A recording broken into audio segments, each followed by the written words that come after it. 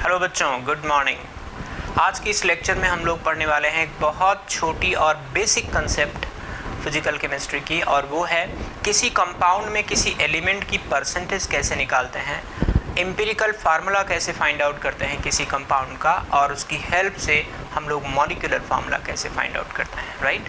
तो चलिए सीखते हैं how to calculate percentage of an element in a compound. मान लेते हैं let the formula of compound या molecular formula of compound is CaHbOc, ऐसा कुछ मान लिया हमने। तो अब अगर इसका मैं molecular weight निकालता हूँ तो molecular weight आ जाएगा 12 into A plus 1 into B plus 16 into C। 12A plus B plus 16C, ये आ गया molecular weight.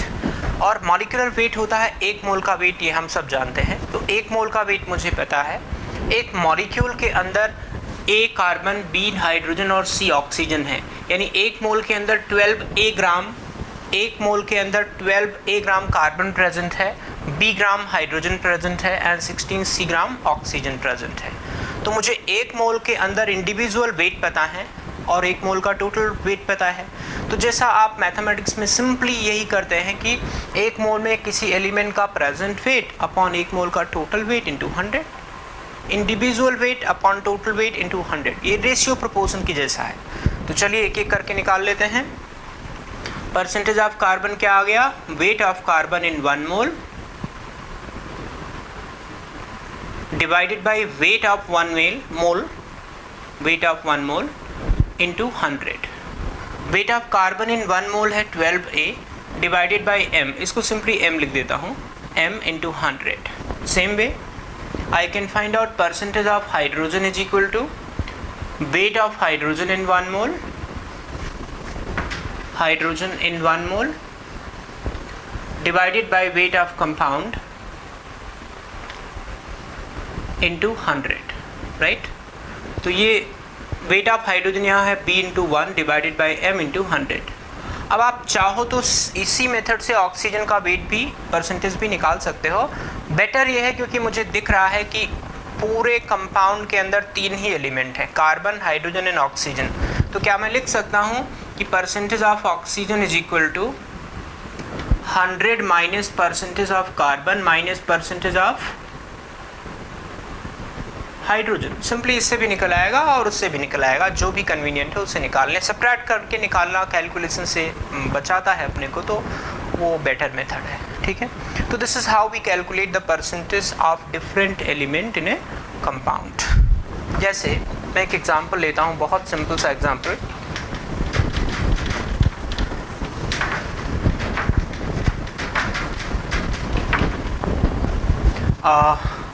Calculate the percentage of each element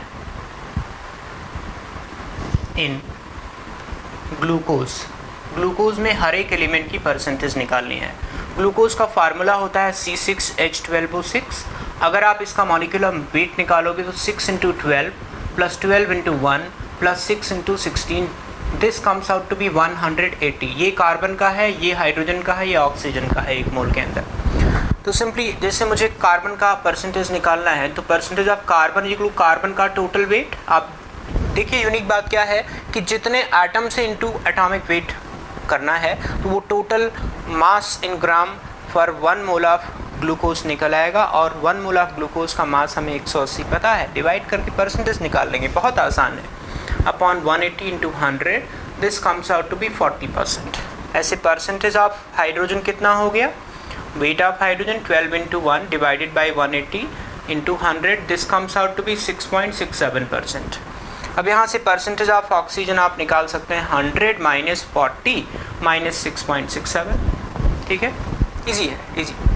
तो इस तरह से हम लोग अलग अलग एलिमेंट का अगर डायरेक्टली परसेंटेज निकालना हो, अगर किसी कंपाउंड में फार्मूला दिया हो, डायरेक्ट परसेंटेज निकालना हो, तो ये सबसे सिंपल मेथड है। तो चलिए एक और छोटा सा क्वेश्चन करते हैं, थोड़ा सा अलग टाइप का।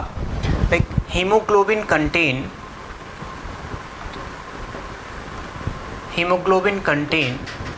0.25% iron 0.25% iron. If molecular weight of hemoglobin is 89600, calculate the number of atoms of iron in 1 molecule of hemoglobin. In 1 molecule of hemoglobin, right. तो देखिए मॉलिक्यूलर वेट पता है, परसेंटेज पता है आयरन का, और ये बोला है कि आयरन के कितने एटम्स एक मॉलिक्यूल के अंदर हैं।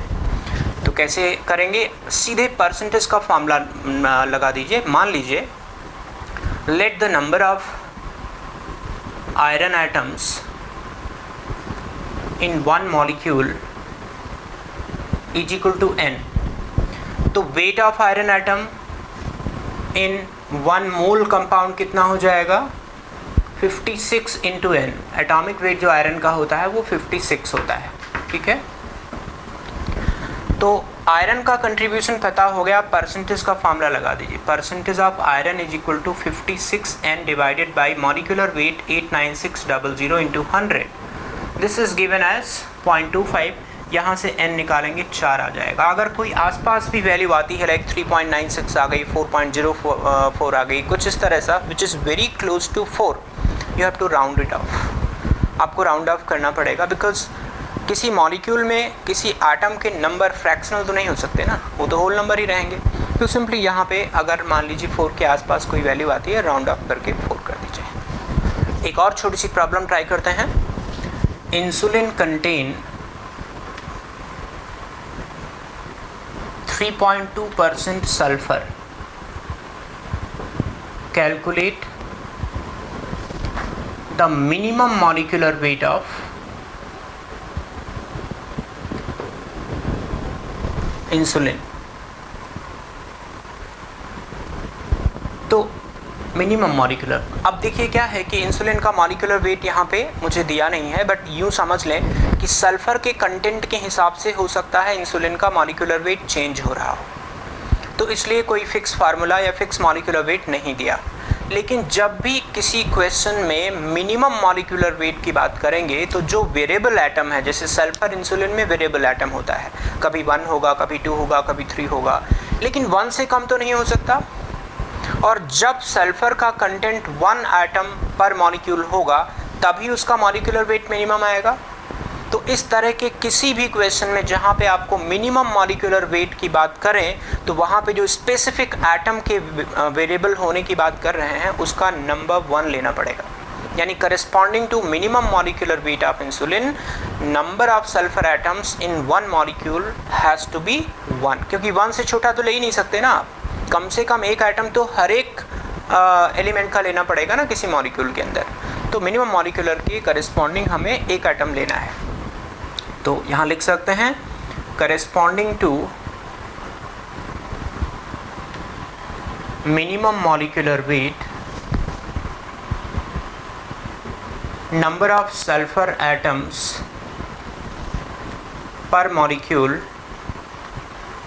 Is equal to 1। और अगर ऐसा है तो हम परसेंटेज ऑफ सल्फर जब निकालेंगे तो this is going to be 32 into 1 divided by m into 100 and this is given as 3.2। Simply मैंने परसेंटेज का फॉर्मूला लगा दिया, इस बात का ध्यान रखते हुए क्योंकि सल्फर का एक ही एटम है मॉलिक्यूल के अंदर, तो सल्फर का टोटल वेट जो होगा एक मोल में वो 32 ग्राम हो जाएगा। तो यहाँ से m आप कैलकुलेट करके निकालोगे 1000 आ जाएगा, राइट। ईजी, आई होप आप बहुत अच्छे से समझ गए होंगे, एक बार में भी रिपीट नहीं करना पड़ेगा हमको। So this is something good कि आप कॉन्सेंट्रेट होकर के समझते जाइए, आपको हर एक प्रॉब्लम एक बार में समझ में आएगी। अब फिर भी यदि दिक्कत होती है तो you can repeat you can go in reverse way, दोबारा वीडियो देख सकते हैं। अब मैं एक बहुत इंपॉर्टेंट बात आपको बताने वाला हूँ कि कई बार ऑर्गेनिक कंपाउंड के अंदर हमें अलग अलग टाइप के एलिमेंट का परसेंटेज निकालना होता है और उसके रिएक्शन का कुछ डेटा दिया होता है। लाइक कंबस्शन का डेटा दे दिया और बोला कि आप कार्बन और हाइड्रोजन की परसेंटेज निकालो। तो यहाँ पे हम लोग नॉर्मली ये प्रैक्टिस करते हैं कि जो डेटा दिया हुआ है उसकी हेल्प से हम लोग कार्बन की, हाइड्रोजन की, नाइट्रोजन की, क्लोरीन की, फास्फोरस की, सल्फ़र की, इन सब की परसेंटेज तो निकाल लेते हैं, लेकिन फाइनली जो ऑक्सीजन की परसेंटेज निकालनी होती है वो 100 में से सब्ट्रैक्ट करके निकालते हैं। तो चलिए मैं एक एग्जांपल यहाँ पे लेके बताता हूँ कि जब कभी एक्सपेरिमेंटल डेटा दिया हो, स्पेशली ऑर्गेनिक कंपाउंड के केस में, तो हम अलग अलग एलिमेंट की परसेंटेज कैसे निकालेंगे। लाइक मान लीजिए ऑर्गेनिक कंपाउंड का जो वेट है, क्योंकि इसका फार्मूला अब मुझे नहीं पता है तो सिंपली हम लोग डेटा से जाएंगे। Weight of organic compound let say W gram दिया हुआ है और इस ऑर्गेनिक कंपाउंड को हमने जलाया, कंबशन किया, यानी कंबशन किया होगा तो ऑक्सीजन ऐड किया होगा।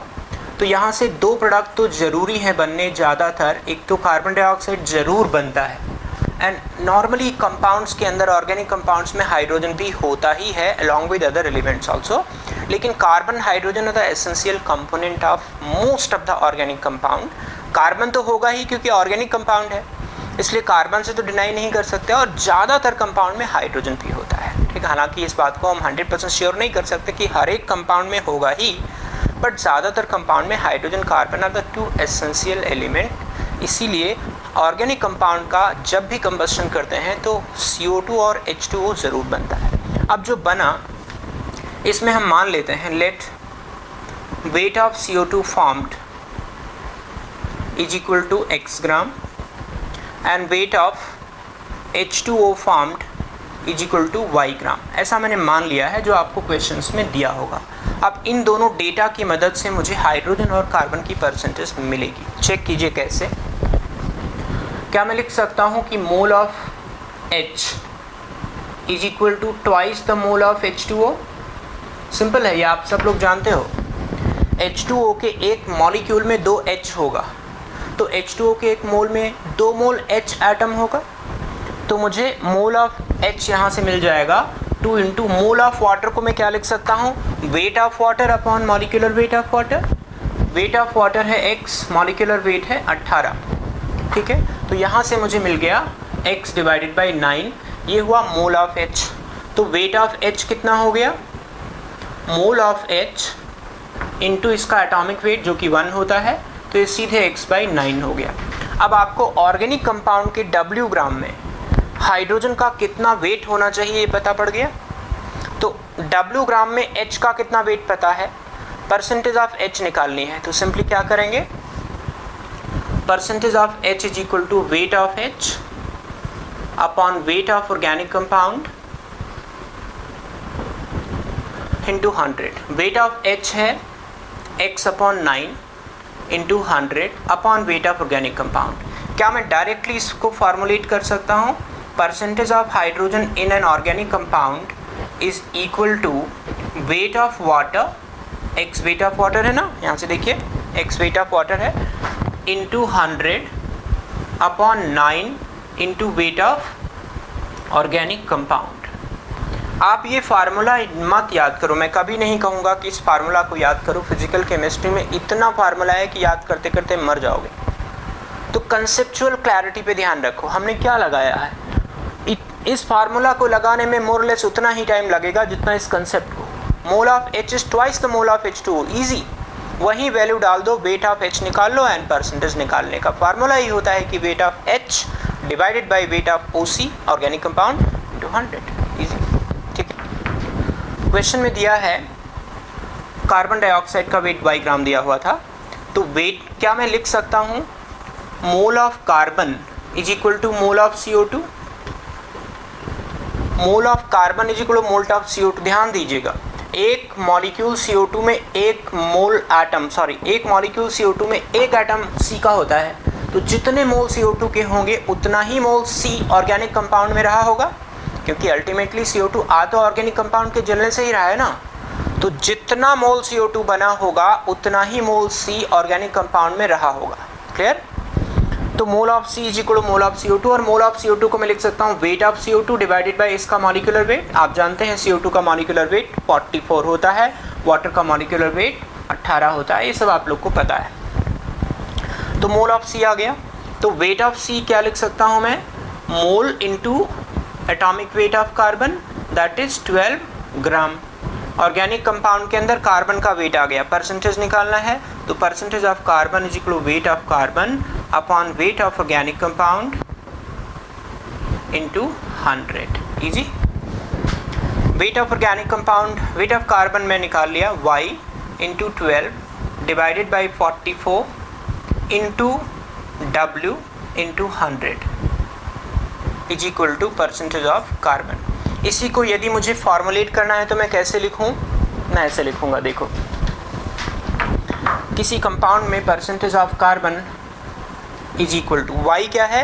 वेट ऑफ कार्बन डाइऑक्साइड, 12 है एटॉमिक वेट ऑफ कार्बन, सीधे लिख दो, divided by molecular weight of carbon dioxide 44 into wait of organic compound into 100। ठीक है, this is the direct formula. If you can recall at the time when you require, आप ये लगा दो, वरना मैं तो फिर बोलूँगा हमारे पास कंसेप्ट है ना, कार्बन का मोल पता है, आई मीन कार्बन डाइऑक्साइड का वेट पता है, तो mole of carbon is equal to mole of carbon dioxide and mole of carbon dioxide given है तो weight of carbon in that compound निकल जाएगा, और सीधे वेट ऑफ कार्बन पता है तो weight of carbon upon weight of organic compound into 100। Easy. ठीक है।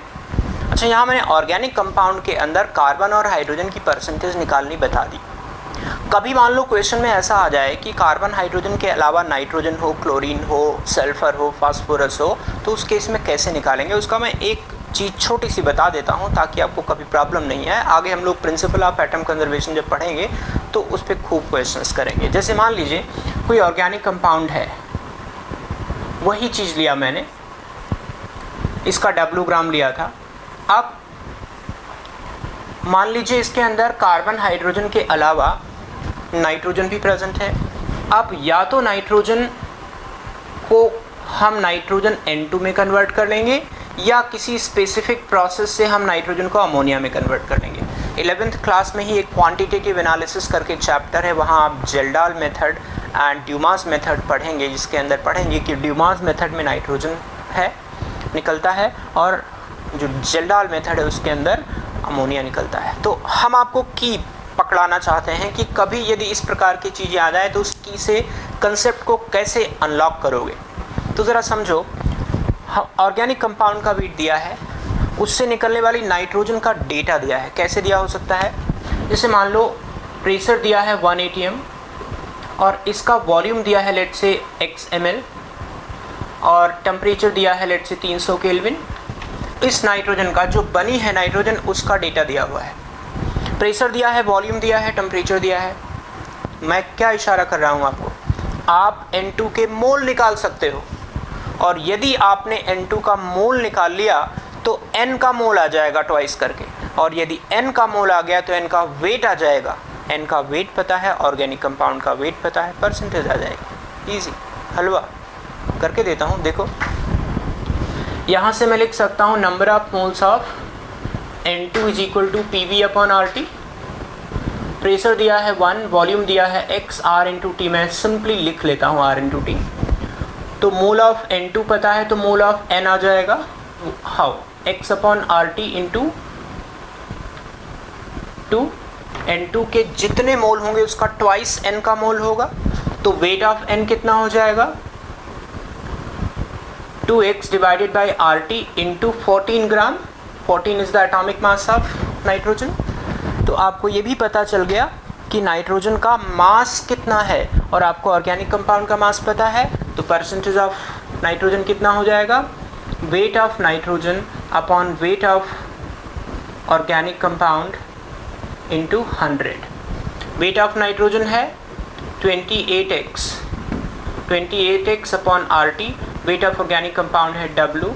यहाँ से आपको परसेंटेज ऑफ N मिल गया। अब मैं इसको फार्मूला में कन्वर्ट नहीं करूँगा बिकॉज मैं आपको सिर्फ की पकड़ाना चाहता हूँ अनलॉक करने के लिए।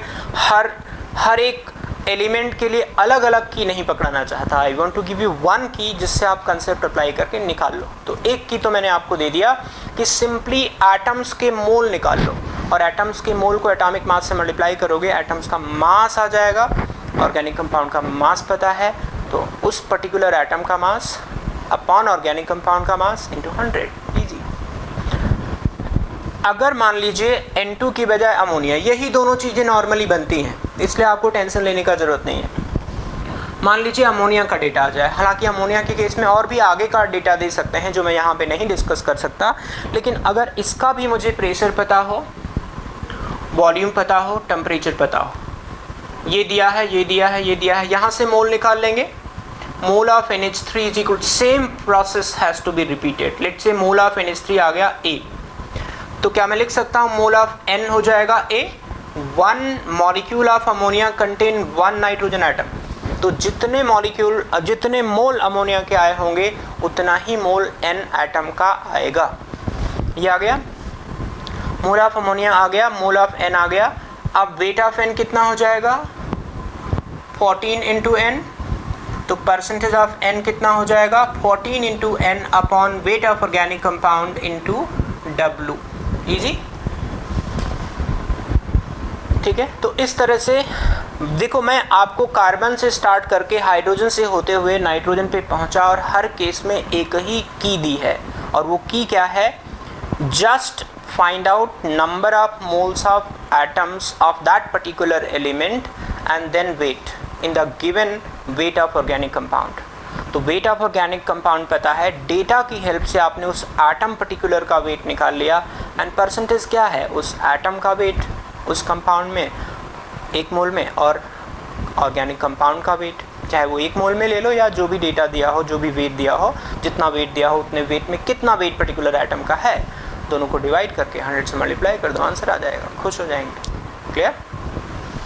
ऐसे ही मान लीजिए एक और बात बोलता हूँ, यहाँ मैंने आपको अमोनिया का बता दिया, नाइट्रोजन का बता दिया, ऐसे मान लीजिए सल्फ़र हो कभी ऑर्गेनिक कंपाउंड में, कुछ भी करके इस ऑर्गेनिक कंपाउंड के सल्फ़र को मैं कैसे भी किसी भी फॉर्म में ले जाऊँ, लेट से SO2 बना लिया, या लेट से बेरियम सल्फेट बना लिया, कुछ भी बना सकता हूँ, कुछ भी डेटा दिया हो, तो फिर से पकड़ लो वही कंसेप्ट, इसका प्रेशर दिया है, वॉल्यूम दिया है, टेम्परेचर दिया है। मैं बार बार ये चीज़ इसलिए बता रहा हूँ क्योंकि यही मैंने सिखाया हुआ है अब तक आपको, कि गैस के केस में प्रेशर, टेम्परेचर, वॉल्यूम का डेटा बहुत फ्रीक्वेंटली दिया होता है, या डायरेक्टली इसका वेट दे दें तो भी और आसान हो जाएगा। अगर मुझे सल्फ़र डाइऑक्साइड का वेट पता चल जाए तो सल्फ़र डाइऑक्साइड के मोल निकालना और आसान हो जाएगा, और अगर सल्फ़र डाइऑक्साइड का हमें मोल पता हो किसी ऑर्गेनिक कंपाउंड में, तो सल्फ़र का मोल पता चल जाएगा, सल्फ़र का वेट आ जाएगा, परसेंटेज आ जाएगा।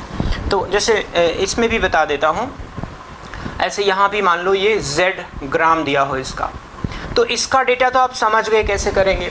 बिल्कुल इसी तरह से प्रेशर दिया, टेम्परेचर दिया, वॉल्यूम दिया, मोल निकालेंगे SO2 का। जितना मोल SO2 का होगा उसका बराबर मोल S का होगा, और S का एटॉमिक वेट 32 होता है, तो मोल को अगर 32 से मल्टीप्लाई कर देंगे तो S का वेट आ जाएगा, और S का वेट आ जाएगा तो ऑर्गेनिक कंपाउंड का वेट पता है, weight of S upon weight of organic compound into 100, हलवा। ठीक है। कभी ये दिया हो, इसमें भी इसको थोड़ा ऊपर लिख लेता हूँ, चलो अलग से लिख लेता हूँ। इस डेटा के बेसिस पे भी क्या मैं लिख सकता हूँ, mole of S is equal to mole of barium sulphate, yes no. Simply atom को कंजर्व किया, एक बेरियम सल्फेट के मोल में एक ही सल्फर एटम है, तो जितना बेरियम सल्फेट का मोल आया होगा उतना ही सल्फर एटम ऑर्गेनिक कंपाउंड से निकला होगा। क्लियर। एटम टू एटम हम कनेक्ट कर रहे हैं। अब इसका वेट मुझे Z दिया है और इसका मॉलिक्यूलर वेट M ले लिया, M is molecular weight of barium sulphate. तो अब मुझे सल्फर का मोल पता चल गया, तो वेट ऑफ सल्फर कितना हो जाएगा, 32 into Z by M into 32 ग्राम, क्योंकि सल्फर का एटॉमिक वेट 32 होता है। ठीक है। सल्फर का वेट पता चल गया, तो परसेंटेज ऑफ सल्फर कितनी हो गई, weight of sulphur upon weight of organic compound into 100। Simple है, Z into 32 divided by M into weight of organic compound, W मान रखा है, इंटू 100, यहाँ से आ जाएगा इजी। ठीक है। अब कोई भी वेट, कोई भी एलिमेंट का वेट दिया हो, कोई भी एलिमेंट ऑर्गेनिक कंपाउंड में हो जिसका हमें निकालना हो परसेंटेज, तो उसका डायरेक्टली इनडायरेक्टली कुछ ना कुछ डेटा आपको क्वेश्चन में गिवन होगा, और उस डेटा को मोल ऑफ दैट एलिमेंट से कनेक्ट कर दीजिए, वेट आ जाएगा उस एलिमेंट का, ऑर्गेनिक कंपाउंड के वेट से डिवाइड कर दीजिए, 100 से मल्टीप्लाई कर दीजिए, will get the percentage. Easy है ना, इजी। तो चलिए एक छोटा सा क्वेश्चन करते हैं इस पे। ऑर्गेनिक कंपाउंड दिया हुआ है जिसके अंदर कार्बन, हाइड्रोजन और ऑक्सीजन है। 4.24 mg of sample is completely burnt in oxygen to give 8.45 milligram of CO2 and 3.46 milligram of water. Calculate the mass percentage of each element. ये निकालना है। तो चलिए अभी जो मेथड मैंने सिखाया है एग्जैक्टली उसी को लगाना है। आपको CO2 का वेट पता है, आपको वाटर का वेट पता है, ठीक है, और सिंपली C और H का परसेंटेज पहले निकाल लो, फिर हम लोग 100 में से सब्ट्रैक्ट करके ऑक्सीजन का निकाल लेंगे, बिकॉज 3 ही एलिमेंट है, तो 2 का पता है तो तीसरे का 100 में से सब्ट्रैक्ट करके निकाल लेंगे। तो can we apply direct formula? चाहो तो आप डायरेक्ट फार्मूला लगा सकते हो, चाहो तो आप कंसेप्ट से लगा सकते हो। मैं कंसेप्ट से बताता हूँ। देखो, mole of C is equal to mole of CO2 and that is equal to 8.45 divided by 44। ये मिलीग्राम में है इसलिए 10⁻³ और कर दिया, ठीक है। तो यहाँ से आपको मोल ऑफ CO2 पता चल गया। तो वेट ऑफ C कितना हो जाएगा? वेट ऑफ C हो जाएगा 8.45 10⁻³ अपॉन 44 इंटू 12 ग्राम। तो कार्बन का वेट पता चल गया, ऑर्गेनिक कंपाउंड का वेट पता है 4.24 mg। तो परसेंटेज ऑफ कार्बन कितना हो गया? 8.45 इंटू 10⁻³ इंटू 12 डिवाइडेड बाई 44। ये तो हुआ wait of carbon. Wait of organic compound 4.24 mg है, 10⁻³ यहाँ भी कर दिया, 100, ये कैंसिल हो गया। ये सब कट पिट के 54.24% आ जाएगा। क्लियर? इजी। जो मेथड बताया एग्जैक्टली अप्लाई कर दिया। ऐसे ही क्या मैं लिख सकता हूँ? Mole of H is equal to twice the mole of H2O, twice the mole of H2O। H2O का वेट दिया है 3.46 इंटू 10⁻³ डिवाइडेड बाई 18। तो weight of H is equal to 2 into, बल्कि ऐसे लिख लेता हूँ, 3.46 10⁻³ अपॉन 9 इंटू 1 ग्राम। तो परसेंटेज ऑफ H हो गया, weight of H 3.46 10⁻³ upon 9 into weight of organic compound जो कि दिया है 4.24 mg into 100। This comes out to be रफली 9.05%। ठीक है, तो हाइड्रोजन का मास हाइड्रोजन का परसेंटेज आ गया, कार्बन का परसेंटेज आ गया। अब आपको बस ऑक्सीजन का निकालना है। तो क्या करूं? डिफरेंस ले लूं। Percentage of oxygen is equal to 100 minus percentage of carbon minus percentage of hydrogen. तो 100 माइनस कार्बन का निकाला 54.24, 9.05। This comes out to be रफली 36.71%। ठीक है, तो this is how we have to calculate percentage of various elements in different compounds. मुझे लगता है आप लोग हर चीज़ को अच्छी तरीके से समझ गए होंगे, और समझ गए हैं तो लाइक करना मत भूलिएगा, शेयर और सब्सक्राइब करना भी मत भूलिएगा। अगले लेक्चर में मिलते हैं जिसमें हम लोग पढ़ने वाले हैं empirical and molecular formula. Thank you.